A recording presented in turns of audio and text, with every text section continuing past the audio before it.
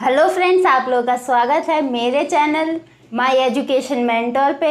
आज का टॉपिक है आधुनिक उदारवाद और हम पहले शास्त्रीय उदारवाद कर चुके हैं और उदारवाद में हम कई तरीके से तुलनात्मक अध्ययन भी कर चुके हैं। अगर आपको ये सारी जानकारियाँ चाहिए तो मैं डिस्क्रिप्शन में लिंक दे रही हूँ, आप उन लिंक्स पे जाकर आप पहले की वीडियो देख सकते हैं। उसके बाद ही आप आधुनिक उदारवाद का ये टॉपिक देखें, तभी अच्छे से समझ आएगा।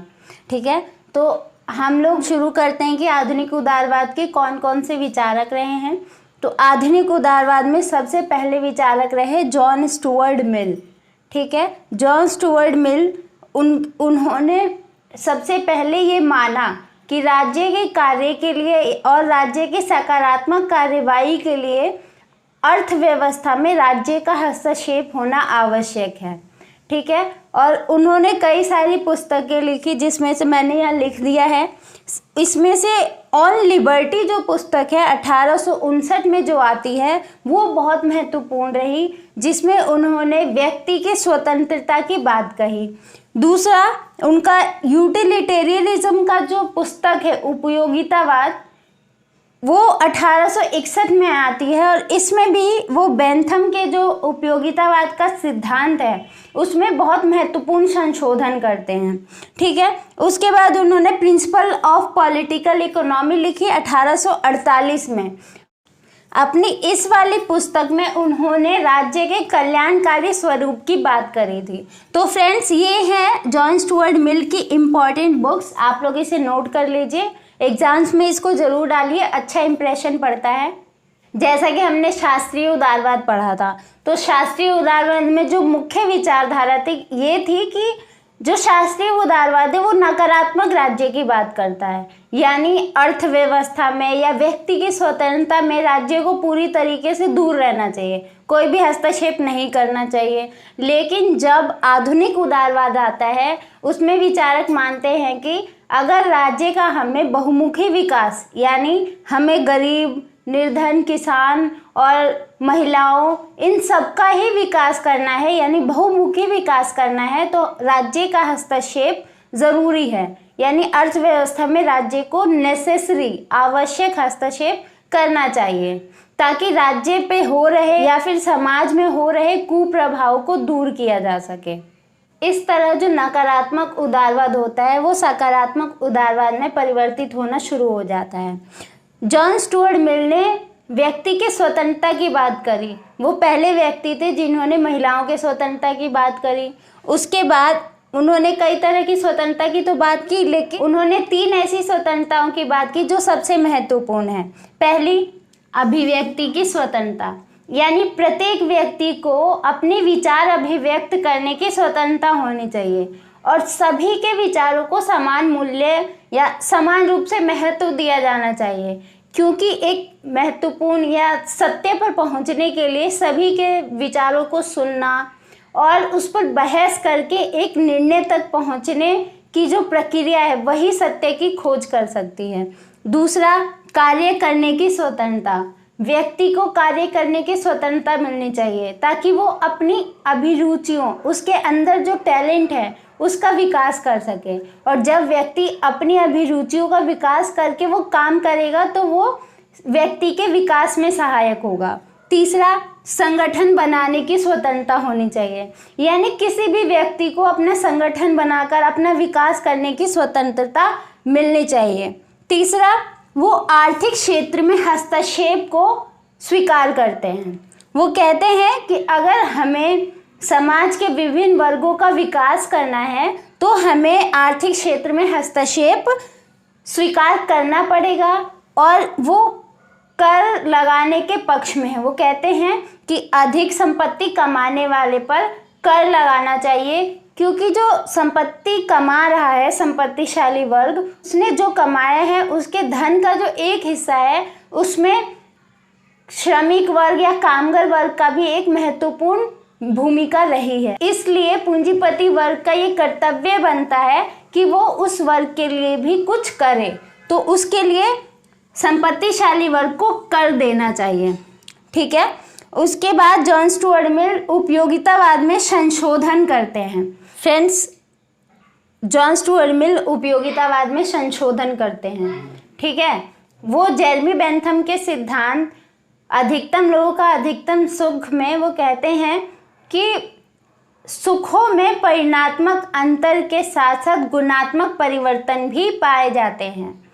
उसके बाद द हार्म प्रिंसिपल का वो सिद्धांत देते हैं, जिसमें वो कहते हैं कि जो व्यक्ति का व्यवहार है वो दो रूपों में विभाजित है। एक तो व्यक्ति का व्यवहार आत्मपरक होता है, दूसरा अन्य परक होता है।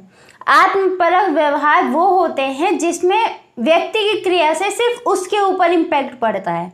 अन्य परक व्यवहार वो होता है जिसमें व्यक्ति की प्रक्रिया से दूसरे व्यक्तियों के ऊपर या समाज के ऊपर भी प्रभाव पड़ता है। ठीक है, तो वो कहते हैं कि व्यक्ति के जो अन्य परक क्रियाएं हैं ना, उस पे राज्य को हस्तक्षेप करने की स्वतंत्रता है, लेकिन कुछ विशेष परिस्थितियों में। ठीक है, अगर मान लीजिए कि एक व्यक्ति जा रहा है, ठीक है, रास्ते में एक नदी आती है, पुल आता है, और वो पुल जो है वो टूटा हुआ है, लकड़ी की पुल है और टूटी हुई है, और व्यक्ति के जाने से वो पुल टूट सकता है और वो व्यक्ति नदी में गिर के मर सकता है। ठीक है, तो वहाँ पे अगर दूर एक व्यक्ति खड़ा है और उस व्यक्ति के जो जा रहा होता है उसके कार्य में हस्तक्षेप कर दे, रोक दे उसको, ठीक है, तो उसको हम ये नहीं कहेंगे कि उसने व्यक्ति की प्रक्रिया में हस्तक्षेप करी है, बल्कि उसने व्यक्ति की जान बचाई है। ठीक है, यानी कुछ परिस्थितियों में आत्मपरक प्रक्रियाओं में भी हस्तक्षेप कर सकते हैं। ठीक है, और अन्य परक जो व्यवहार है जिससे अन्य लोगों पर इम्पैक्ट पड़ता है, तो उसमें हस्तक्षेप तो जायज़ है, क्योंकि व्यक्ति की स्वतंत्रता तब तक ही बनी रहती है जब तक वो समान रूप से अन्य व्यक्तियों की स्वतंत्रता को भी सुनिश्चित करता है। यानी अगर मेरे को बोलने की स्वतंत्रता है तो मेरी ये ड्यूटी बनती है कि समान रूप से जो मेरा सहयोगी है उसको भी बोलने की स्वतंत्रता हो, और मैं कुछ भी नहीं बोल सकती। मेरे बोलने से दूसरे वाले व्यक्ति पर इम्पैक्ट पड़ सकता है, इसलिए मेरे को केवल वहीं तक बोलना चाहिए जहाँ तक कि दूसरे वाले व्यक्ति को कोई इम्पैक्ट ना पड़े। वो ऐसे शासन की बात करते हैं जो लोकतांत्रिक हो और प्रतिनिधियात्मक हो, यानी जो राज्य का शासन व्यवस्था लोकतांत्रिक होना चाहिए, जिसमें जो सदस्य है वो निर्वाचित होंगे, और वो ऐसे निर्वाचन मंडल की बात करते हैं जिसमें सिर्फ विशिष्ट वर्ग का प्रभुत्व होगा और वो शिक्षित होगा। ठीक है, और जो विशिष्ट वर्ग है उसको एक से अधिक वोट डालने की स्वतंत्रता होगी, वो उनके शिक्षा पर डिपेंड करेगा। और उन्होंने अपने लोकतंत्र में स्त्री और पुरुष दोनों को समान रूप से समान अधिकार और समान कर्तव्य देने की बात की, और अपनी लोकतांत्रिक व्यवस्था में उन्होंने अनुपातिक प्रतिनिधित्व प्रणाली या बहुल मतदान प्रणाली का समर्थन किया। तो फ्रेंड्स, ये है जॉन स्टुअर्ट मिल का सिद्धांत। अगले उदारवादी विचारक है ग्रीन, और ग्रीन के जो विचार हैं वो हीगल से प्रभावित हैं।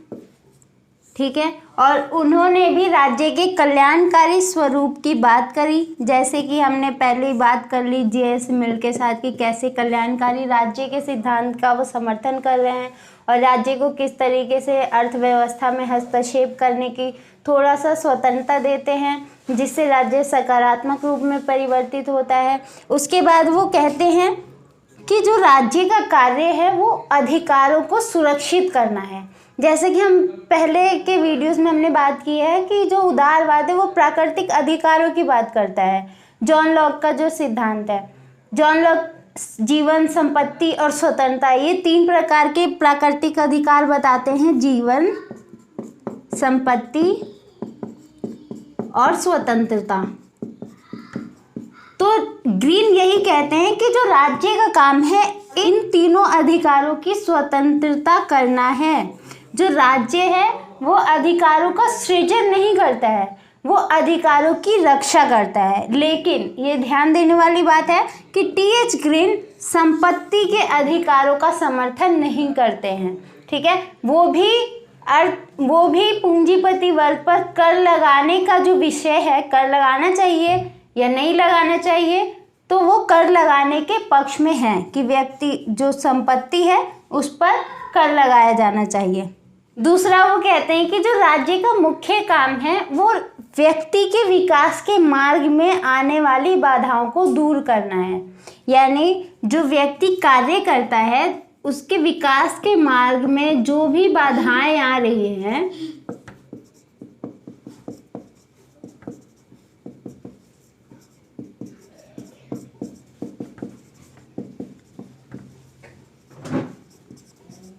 उनको दूर करे, ठीक है, ताकि जो व्यक्ति है वो स्वाभाविक रूप से या सरलता से अपने जीवन का विकास कर सके और वो अधिक से अधिक राज्य के विकास में सहयोग कर सके। एक ऐसे उदारवादी विचारक है जिन्होंने सबसे पहले व्यक्ति को सामाजिक प्राणी की श्रेणी दी कि व्यक्ति जो है वो सामाजिक प्राणी है।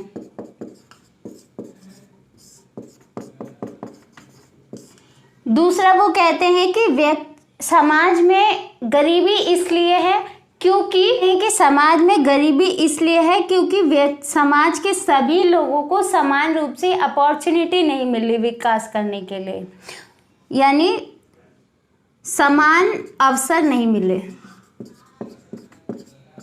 ठीक है।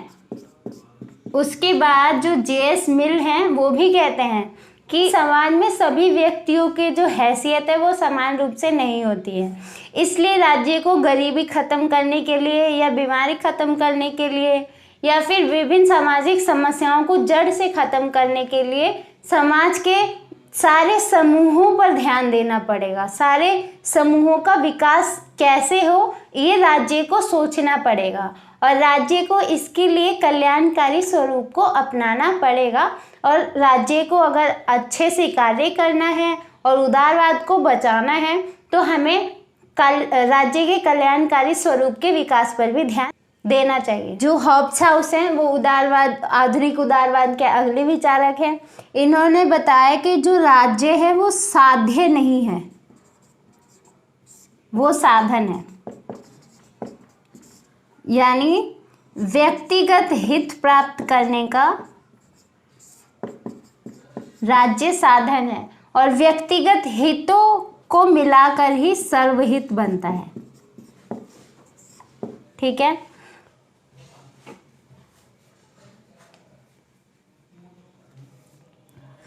हॉब्स हाउस राज्य के 2 कार्य बताते हैं। राज्य के 2 कार्य हैं। पहला कार्य है कि जो राज्य है उसका पहला कार्य है कि नागरिकों के विकास के लिए ऐसी परिस्थितियां बनाए जिसमें वो स्वतंत्र रूप से कार्य कर सके, ठीक है, परिस्थितियां वो उत्पन्न करें।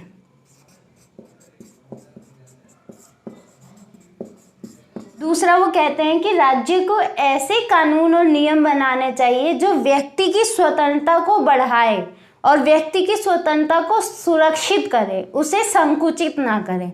यानी कानून बनाने का कार्य जो है वो राज्य करेगा, ठीक है, लेकिन ऐसे कानून बनाएगा जो व्यक्ति के अधिकार, स्वतंत्रता और जीवन को सुरक्षित करेगा, उसको सीमित नहीं करेगा। तो ये है हॉब्स हाउस के विचार। अगले विचारक हैं लास्की, और लास्की संपत्ति के सिद्धांत की आलोचना करने वाले विचारक हैं। इन्होंने राज्य का जो कार्य है वो इस प्रकार बताया कि जो राज्य का काम है उसका मुख्य काम है वो समाज में या राज्य में जो आर्थिक विषमता मौजूद है उसको खत्म करें, ठीक है।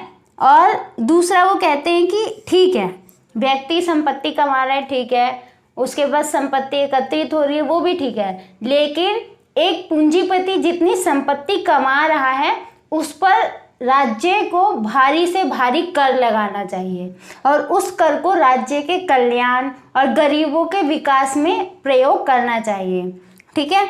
और अगला वो कहते हैं कि अगर उदारवाद को जीवित रहना है, उदारवाद को लंबे समय तक विकसित रहना है तो उसको कल्याणकारी कार्य को बढ़ावा देना पड़ेगा, वरना बिना कल्याणकारी कार्यों के उदारवाद धाराशाही हो जाएगा, ऐसा लास्की का मानना था।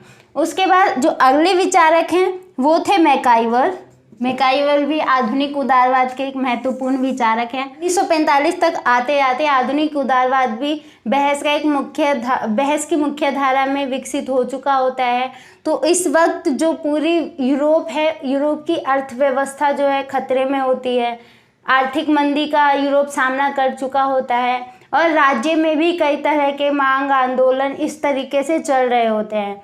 तो यूएस और ब्रिटेन जैसे देशों ने उदारकारी कार्य करने शुरू किए और उन्होंने पूंजीवादी विकास के साथ साथ अपने समाज के बहुमुखी विकास पर भी ध्यान देना शुरू किया।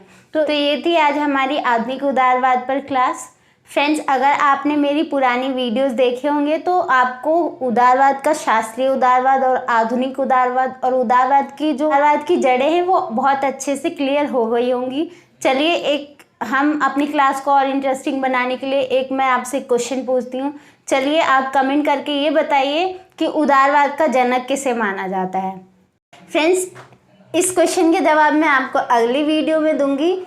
आज की क्लास यहीं ख़त्म होती है। अगर आपको ये वीडियो पसंद आई है तो आप इसको अपने फेसबुक, इंस्टा पे ज़्यादा से ज़्यादा शेयर करें, इसको लाइक करें और चैनल को सब्सक्राइब करना ना भूलें और साइड में लगे बेल आइकन को भी ज़रूर दबाएं ताकि मैं जैसे ही वीडियो डालूँ आपके पास तुरंत नोटिफिकेशन पहुंच जाए। और थैंक यू।